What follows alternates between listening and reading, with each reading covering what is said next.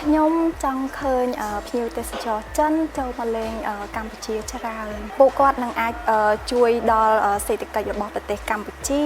ភ្ញៀវទេសចរចិនគាត់ចូលចិត្តទិញជាលក្ខណៈ local brand អីវ៉ាន់ក្នុងស្រុកដូចជាផ្ទាំងរូបចម្លាក់តូចៗជាមួយនឹងកសែងសូត្រចាហើយជាទូទៅគាត់ទិញបានច្រើនហ្មង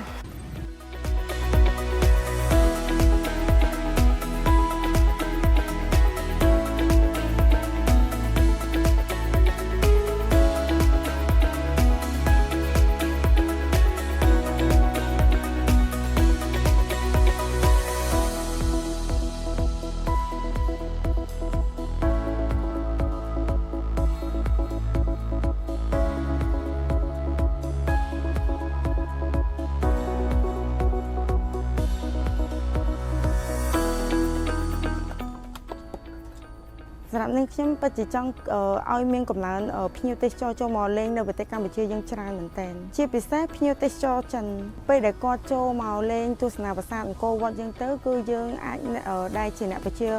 ពលរដ្ឋនៅក្នុងទីផ្សារនិងទីលានអង្គរនេះអាចរកប្រាក់ចំណូលចូលបាន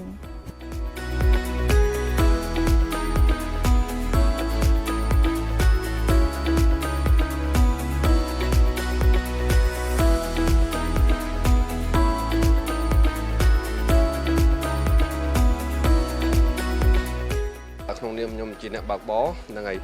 នៅក្នុងប្រព័ន្ធអន្តរជាតិសៀមរាបយើងនេះយើងនឹងរងចាំហើយចង់ឃើញភ្ញៀវមិនថាចិនមិនថាជនជាតិផ្សេងៗទេគឺចង់ឲ្យគាត់មកលេងមកទស្សនានៅខេត្តសៀមរាបក៏ដូចជានៅខេត្តផ្សេងៗក្នុងប្រជាជាតិកម្ពុជាយើងអញ្ចឹងគឺយើងក៏សូមសរុបពរដល់អ្នកទេសចរមកពីខាងប្រទេសចិនសូមអញ្ជើញមកទស្សនាប្រាសាទអង្គរវត្តដើរលេងកម្សាន្តនៅក្នុងប្រជាជាតិកម្ពុជាយើង